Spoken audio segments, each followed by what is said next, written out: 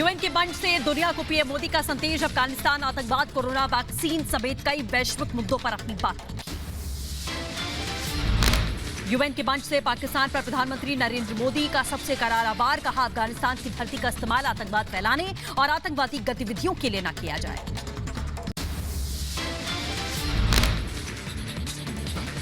Regressive thinking के साथ जो देश आतंकवाद का पॉलिटिकल टूल के रूप में इस्तेमाल कर रहे हैं, उन्हें ये समझना होगा कि आतंकवाद उनके लिए भी उतना ही बड़ा खतरा है।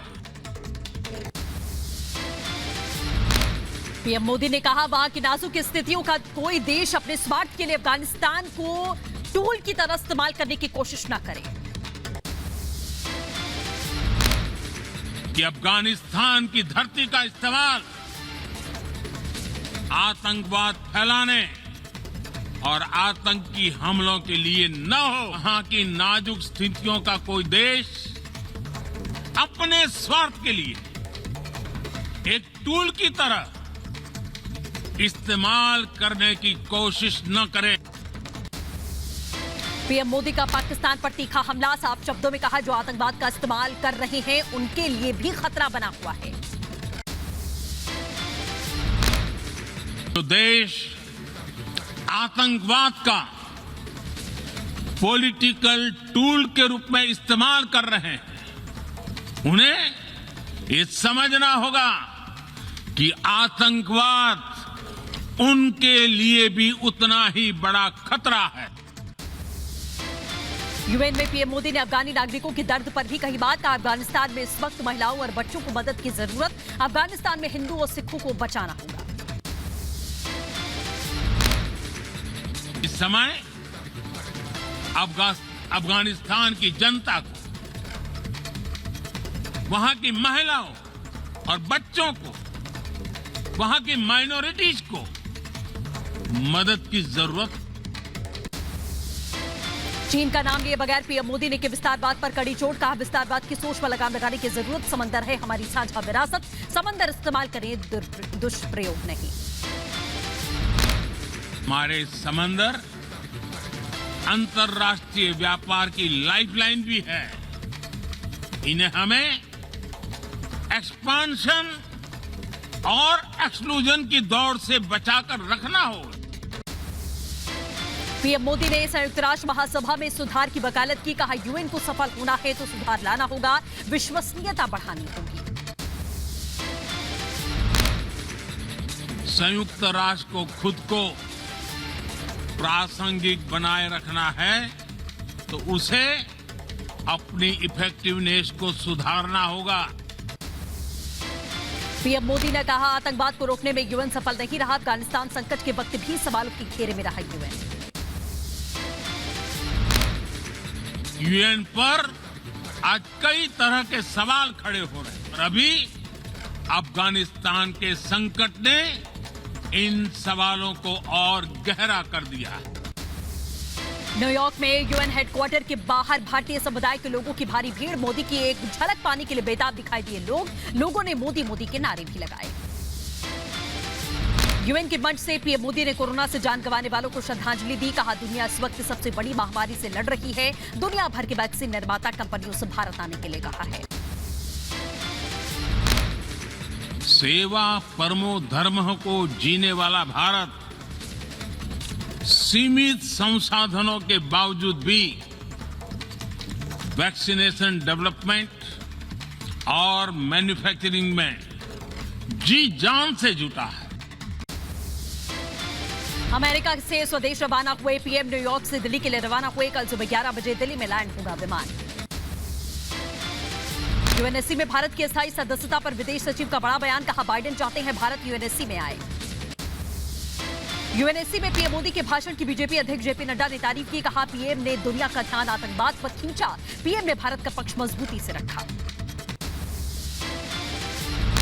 आतंकवाद और समुद्री सीमा तक के मुद्दों पर माननीय प्रधानमंत्री जी ने जिस तरह से वैश्विक समुदाय को एक साथ आने के लिए प्रेरित किया है, वह काबिले तारीफ है। संयुक्त राष्ट्र में पाकिस्तान का मिशन प्रोपेगेंडा जारी। कश्मीर पर इमरान खान का सफेद झूठ। कश्मीर पर इमरान ने मध्यस्थता की मांग की। अफगानिस्तान के मुद्दे पर पाकिस्तान के पीएम इमरान खान ने खुद को पीड़ित बताया। इमरान ने दुनिया से तालिबान को मान्यता देने की मांग की। संयुक्त राष्ट्र महासभा में पाकिस्तान की गीदड़ भभकी। इमरान खान ने कहा कि दुनिया ने नहीं की तालिबान की मदद तो फिर आतंक का गढ़ बन सकता है अफगानिस्तान। पाकिस्तान की झूठ पर भारत ने लगाई लताड़। यूएन में भारतीय राजनयिक ने करारा जवाब देते हुए कहा, पाकिस्तान वैश्विक मंच पर झूठ बोलता है।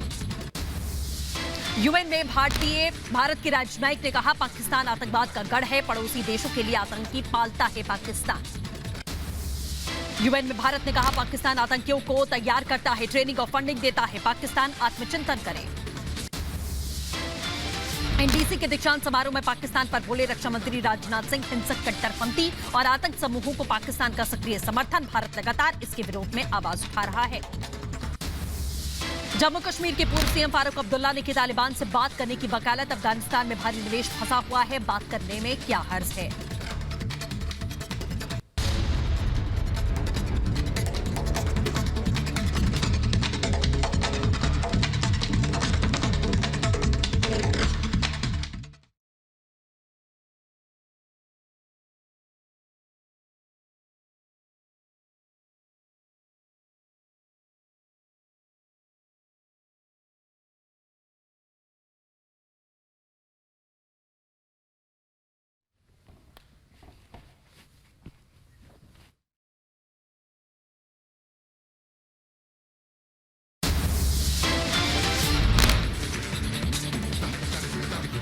जम्मू कश्मीर के पूर्व सीएम फारूक अब्दुल्ला ने कहा, मैं अमेरिका की जरूरत नहीं है, हमें खुद अपने पैरों पर खड़ा होना है, तभी हम अपने देश को बचा सकते हैं।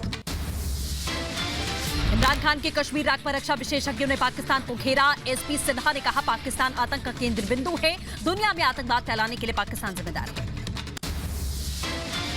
रिपब्लिक भारत पर आईएसआई की खालिस्तानी साजिश बेनकाब। ISI agent Ghulam Nabi phi ने पैसे देकर जमा की भीड़। रिपब्लिक के senior executive editor Abhishek Kapoor के सवालों से भागा फाई। वॉशिंगटन में खालिस्तानी प्रदर्शन पर बोले जम्मू कश्मीर के पूर्व डिप्टी सीएम कविंद्र गुप्ता। कहा, इस तरीके का प्रदर्शन सोच समझकर किया गया षड्यंत्र है। आईएसआई भारत के खिलाफ माहौल बनाने का कार्य कर रहा है। पाकिस्तान पर बरसे यूपी के डिप्टी सीएम दिनेश शर्मा। कहा, आतंकवाद के लिए कोई जगह नहीं, आतंकवाद के खिलाफ पीएम मोदी की लड़ाई। अक्टूबर में अमेरिका मनाएगा हिंदू विरासत महीना। टेक्सास, फ्लोरिडा, न्यू जर्सी समेत कई बड़े राज्यों में आयोजन होगा। हिंदू संस्कृति के प्रचार प्रसार के लिए आयोजन होगा। अफगानिस्तान में तालिबानी क्रूरता की सबसे ताजा तस्वीर आई सामने। हेरात में एक शख्स को सरेआम फांसी पर लटका दिया गया। किडनैपिंग के आरोप में तालिबानी आतंकियों ने शख्स को सजा दी। तालिबानी अत्याचार से लोगों में खौफ का माहौल है। तालिबान के खिलाफ लोगों में जमकर गुस्सा। अफगानिस्तान में तालिबानियों की बर्बरता का नया वीडियो सामने आ चुका है। तालिबानियों ने हेरात शहर के चौक पर लटकाया शव। क्रूर तालिबानी आतंकियों ने क्रेन से लटकाया शव। तालिबानियों ने क्रूरता की हर हद पार की। बच्चों के अपहरणकर्ताओं को बर्बर तरीके से सजा दी। 4 अपहरणकर्ताओं के शवों को चेतावनी के तौर पर शहर के 4 अलग अलग गेट पर लटकाया गया। अफगानिस्तान के नांगरहार में सड़क किनारे कार में धमाका। आतंकी हमले में एक शख्स गंभीर रूप से जख्मी हुआ। किसी आतंकी संगठन ने हमले की जिम्मेदारी नहीं ली है। काबुल पासपोर्ट के बाहर अफगानी नागरिकों की भीड़। एयरपोर्ट के बाहर अफगानी नागरिकों की भीड़। नागरिकों ने कार्यवाहक सरकार और अधिकारियों से पासपोर्ट विभाग तुरंत खोलने की अपील की। कहा, 3 हफ्ते पहले कार्यालय खोलने का वादा किया था, लेकिन अभी तक बंद है दफ्तर। कैम्ब्रिज विश्वविद्यालय में अहमद शाह मसूद का सम्मेलन। नेशनल रेजिस्टेंस फ्रंट के नेता अहमद मसूद ने वीडियो कॉल के जरिए बैठक में हिस्सा लिया। अफगानिस्तान का भविष्य विषय पर बैठक आयोजित की गई थी। पंजशीर के लड़ाकों की नई तस्वीर आई सामने। तालिबानियों के खिलाफ मोर्चे पर तैनात अनारत के लड़ाके। पंजशीर में मसूद के लड़ाकों की जंग जारी। पंजशीर के पहाड़ों पर तालिबानी को खदेड़ने के लिए तैयार हैं। तालिबानी के खिलाफ में जारी जंग। पंजशीर की घाटी में मौजूद नॉर्दर्न अलायंस के लड़ाकों ने एक बार फिर से जारी की नई तस्वीर जारी करके कहा, देश की आजादी और तालिबान के खिलाफ में आखिरी सांस तक जारी रहेगी जंग। बगलान प्रांत के खोस्त में तालिबानियों के खिलाफ में आए लोग नेशनल रेजिस्टेंस फ्रंट को समर्थन दिया। मसूद के लड़ाकों पर जताया भरोसा। काबुल में अफगानिस्तानी नागरिकों का प्रदर्शन। रैली निकालकर लोगों ने अमेरिका से लगाई गुहार। कहा, गरीबी की ओर बढ़ रहे अफगानिस्तान की संपत्ति को अमेरिका मुक्त करे। नोबेल पुरस्कार विजेता मलाला यूसुफजाई ने बताई तालिबान की सच्चाई। कहा, तालिबान में महिलाओं के शिक्षित होने से तालिबानी सूद को बड़ा नुकसान। अफगानिस्तान में सत्ता पर काबिज होते ही तालिबान ने हजारा समुदाय को प्रताड़ित करने का आगाज किया। लोगों को जमीन खाली करने का फरमान जारी कर दिया गया। सोमालिया की राजधानी मोगदिशु में राष्ट्रपति भवन के पास में धमाका हुआ। आत्मघाती कार बम धमाके में 7 लोगों की मौत। दिल्ली शूटआउट की जांच तेज हो चुकी है। दिल्ली पुलिस की क्राइम ब्रांच रोहिणी कोर्ट पहुंची। क्राइम सीन की पड़ताल की गई। कल गैंगस्टर जितेंद्र गोगी की गोली मारकर हत्या की गई थी। दिल्ली शूटआउट कांड में बड़ा खुलासा। हमलावरों ने वारदात से पहले कोर्ट परिसर की रेकी की थी। कोर्ट से कई किलोमीटर दूर फ्लैट में रुके हुए थे। शूटआउट को अंजाम देने के लिए कार से रोहिणी कोर्ट तक पहुंचे थे शूटर।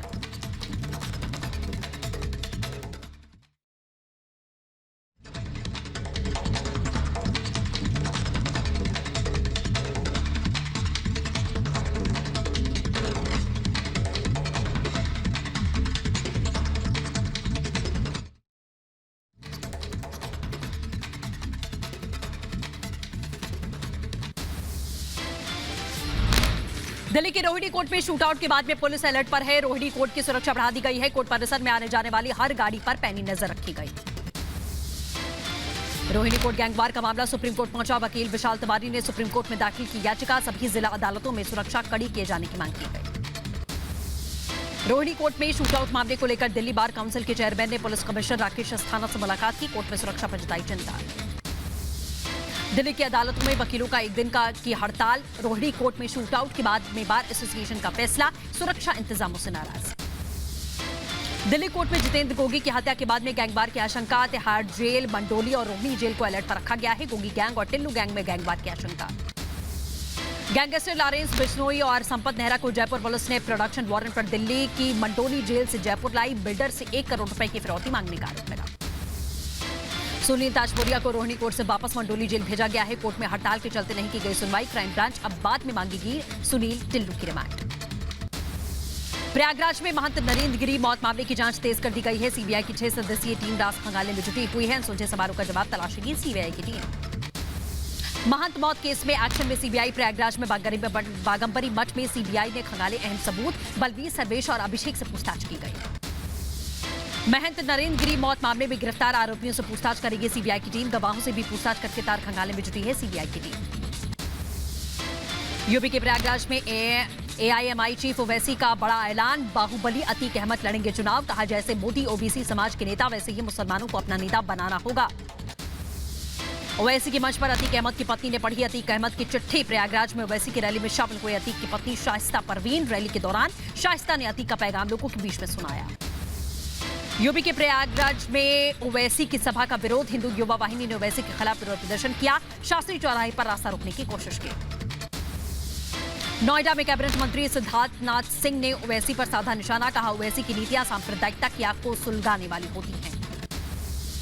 26 सितंबर को लखनऊ में बीजेपी का किसान सम्मेलन। सीएम योगी आदित्यनाथ ने किसानों से संवाद करेंगे। किसानों के हित में कई बड़े ऐलान कर सकते हैं।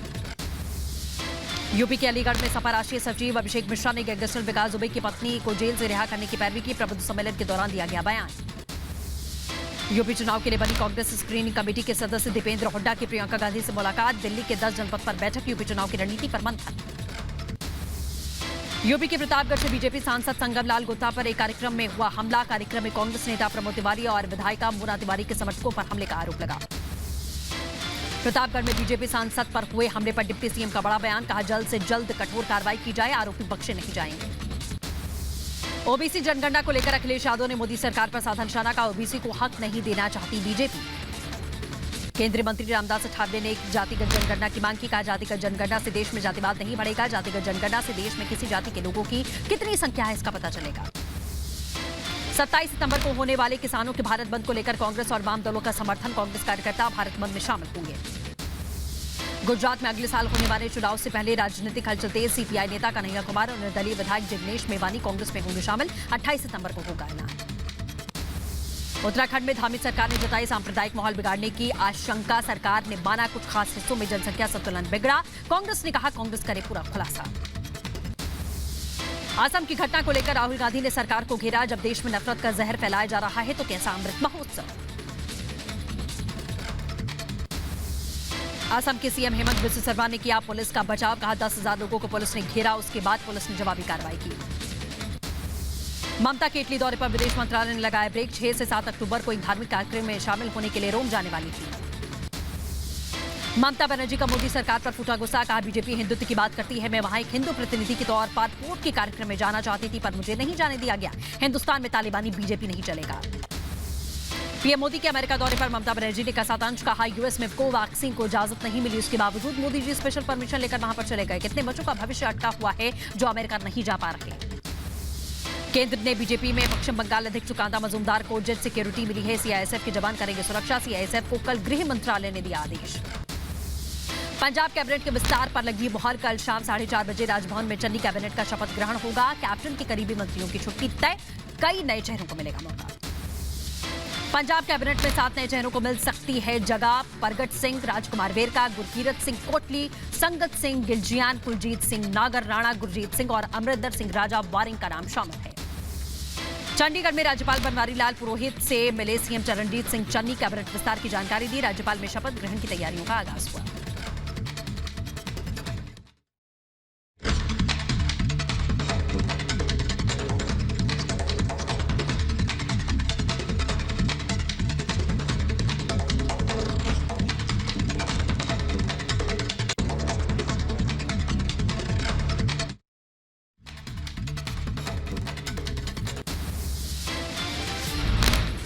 कैबिनेट में जगह मिलने के सवाल पर कांग्रेस विधायक राजकुमार वेरका ने खुशी जताई, कहा पंजाब के हर वर्ग के लिए काम करना है, लोगों की उम्मीदों को पूरा करना लक्ष्य है। पंजाब में इकबालप्रीत सिंह सहोटा को कानून व्यवस्था की कमान। इकबालप्रीत सिंह सहोटा को डीजीपी का चार्ज सौंपा गया है। 1988 बैच के आईपीएस अधिकारी हैं इकबाल सहोटा। पंजाब के सीएम बनने के बाद में एक्शन में चरणजीत सिंह चन्नी हर मंगलवार को मंत्री विधायकों और अधिकारियों से मिलेंगे सीएम चन्नी। सभी विभागाध्यक्षों को निर्देश जारी किए गए। पंजाब के बाद में राजस्थान कांग्रेस में हलचल तेज हो चुकी है। जल्द होगा कैबिनेट का विस्तार। कल दिल्ली में राहुल और प्रियंका से मिले थे सचिन पायलट। पंजाब कांग्रेस के बाद में अब राजस्थान में तकरार तेज। सचिन पायलट के समर्थन में खुलकर उतरे राजस्थान कांग्रेस के उपाध्यक्ष राजेंद्र चौधरी, कहा राजस्थान में अगला विधानसभा चुनाव पायलट की अगुवाई में होना चाहिए। जम्मू कश्मीर के उरी में घुसपैठ की कोशिश नाकाम। उरी में एलओसी पर सेना और आतंकवादियों के मुठभेड़, दोनों तरफ से गोलीबारी जारी है। जम्मू कश्मीर के किश्तवाड़ में पुलिस को बड़ी कामयाबी, फरार आतंकी को पुलिस ने गिरफ्तार किया। करीब 19 साल से फरार था आतंकी। मऊ में मुख्तार अंसारी के करीबी उमेश सिंह की अवैध संपत्ति के खिलाफ में यूपी सरकार की बड़ी कार्रवाई। अवैध संपत्ति को पुलिस ने किया ध्वस्त। बिना नक्शे के चल रहा था 4 मंजिला शोरूम। महाराष्ट्र में मंत्री अनिल परब को ईडी ने भेजा समन। मंगलवार को पूछताछ के लिए बुलाया गया है। पहले भेजे गए समन में हाजिर नहीं हुए थे परब। एलजेपी सांसद प्रिंस पासवान को दिल्ली की राउज एवेन्यू कोर्ट में राहत मिली है। दिल्ली की राउज एवेन्यू कोर्ट से रेप मामले में अग्रिम जमानत, साथ ही पुलिस जांच में सहयोग करने के लिए कहा गया है। सुपरटेक लिमिटेड ने सुप्रीम कोर्ट में दायर की पुनर्विचार याचिका। इलाहाबाद हाईकोर्ट ने नोएडा में दोनों टावरों की बिल्डिंग गिराने का दिया था आदेश। पश्चिम बंगाल के चुनाव के बाद में हिंसा पर कलकत्ता हाईकोर्ट का बड़ा फैसला। हिंसा की जांच का जिम्मा एसआईटी को सौंपा गया।